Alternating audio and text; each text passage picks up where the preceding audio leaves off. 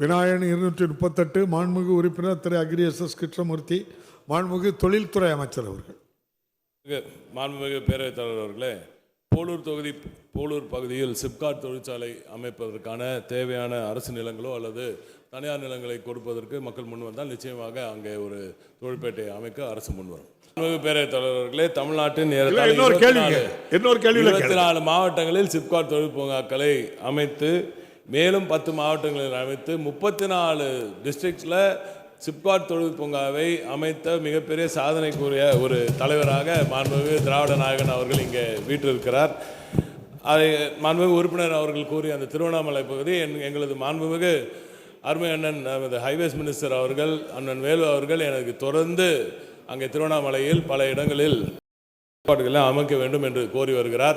அந்த வகையில் போலூர் அருமையான நமது சட்டமன்ற உறுப்பினர் அவர்கள் சொல்வதைப் போல போலூர் சென்னைக்கு அருகாமையில் இருப்பதனால் நிச்சயமாக அங்கே ஒரு சிப்காட் அரசு நிச்சயமாக முன்வரும். ஆனால் அங்கே தேவையான அரசு நிலங்களும் தேவையான பட்ட நிலங்களுக்கு நமது உரிமையாளர்கள் கொடுக்க முன் வந்தால் நிச்சயமாக அங்கே அரசு ஒரு சிப்காட் தொழிற்பூங்காவை அமைக்கும்.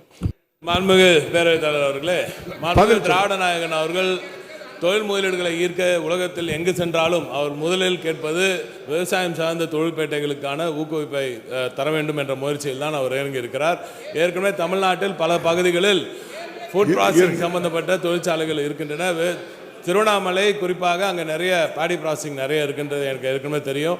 மாண்புமிகு அமைச்சர் அவர்களும் எங்களிடம் அதை குறித்து பேசி வருகிறார். நிச்சயமாக அங்கே தொழில் சார்ந்த தொழிற்பேட்டைகள் டெல்டாவிலும் சரி திருவண்ணாமலை போன்ற மாவட்டங்களும் சரி அமைப்பதற்கான முயற்சிகளை மாண்புமிகு திராவிட நாயகன் அவர்கள் அரசு நிச்சயமாக